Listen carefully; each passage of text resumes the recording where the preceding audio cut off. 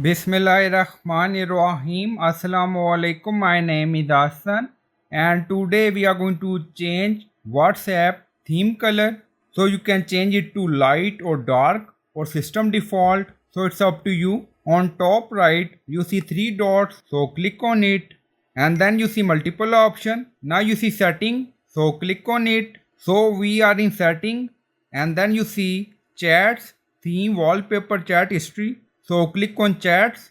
So we are in chat section. Now you see display. In display you see theme, and then you see system default. Now click on it on theme, and then you see pop-up. In pop-up you see choose theme, system default, light, dark.